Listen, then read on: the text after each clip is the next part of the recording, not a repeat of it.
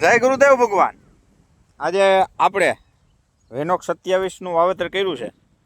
એ ખેતરમાં આવી ગયા છે અને આમાં થોડુંક આપણે પાણીનો ભેજ સંગ્રહ થયો છે, કારણ કે આપણે બધું આમાં કચરો ભેગો કર્યો હતો.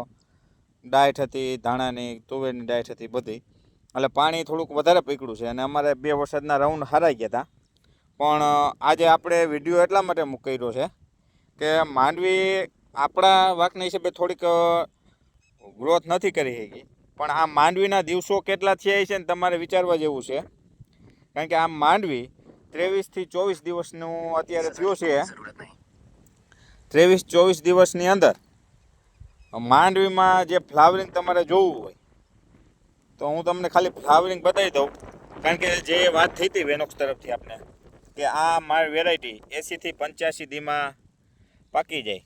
તમે જોઈ લો, આ ફૂલ અત્યારે સૂયો બનવાની તૈયારીમાં કમ્પ્લીટ, અને લાગટ આ 23-24 દિવસમાં આવું બધું ફ્લાવરિંગ ચાલુ થઈ ગયું હોય તો તમે વિચારી શકો છો કે આ વેરાયટી ખરેખર વહેલી પાકતી વેરાયટી છે. કારણ કે આટલા ટૂંકા ટાઈમમાં આપણે એક કોઈ વેરાયટીમાં ફ્લાવરિંગ આવે એવું જોયું નથી.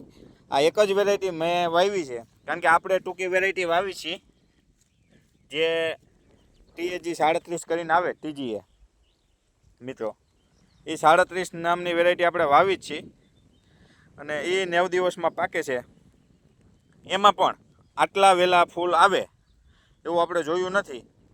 અને આ ખરેખર વેરાયટી બહુ અર્લી વેરાયટી છે, તમે જોઈ શકો છો. કારણ કે ફ્લાવરિંગ જ એટલું પકડાઈ ગયું છે અને હજી તો આ શરૂઆત થઈ છે. 2 દિવસની અંદર મને તો હજી 1-2 દિવસ અગાઉ ક્યાંક પણ આજે આમાં છે અને હજી 2 દિવસ પછી આમાં વધશે એવું લાગે છે.